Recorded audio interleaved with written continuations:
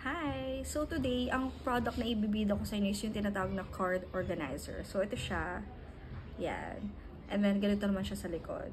Sa likod, parang mapapansin nyo, parang net type siya. I believe ito yung para sa mga cards na madalas mong gamitin for parang making payments. Kasi parang, yun, tatap-tap mo na lang siya. Kasi diba ngayon, parang sa mga fast food, doon tayo mag-start.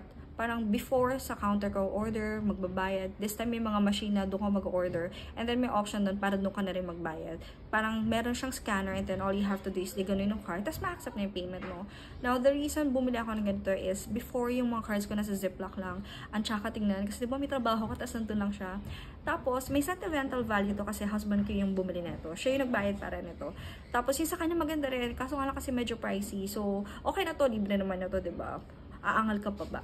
Tapos, ganito lang siya gamitin. Very easy. So, yan. And then, on the other side, nakikita na to. All you have to do is to, yan. Push mo lang siya pababa. Yan. And then, di ba lumabas na yung cards ko? Yan. So, usually, itong Gcash yung nilalagay ko rito kasi siya yung madalas kong gamitin for making payments. And then, may iba tong color but the reason I chose ito gray or metallic something ata to. Kasi pag black, ang hirap hanapin sa bag. Gagamitan mo pa ng flashlight. White is madumihin. Kaya dito ko nagsettle. Ayoko na kasi magdala ng mga wallet kasi ang bigat. And then, kapag papel naman yung dala mo, parang natatakot kasi burara ako so walain. And then, kapag coins naman, sobrang bigat. So, if you want to know kung saan ito mabibili, comment lang kayo guys and I'm gonna share it to you. And then, watch out for my next video, yung card organizer naman ng husband ko na maganda rin. I think that's leather type, kaya medyo pricey. Pero maganda rin yun. Kaso nga lang kasi sa husband ko is dito ata yung pang-push ng mga cards. And then sa akin is nasa side.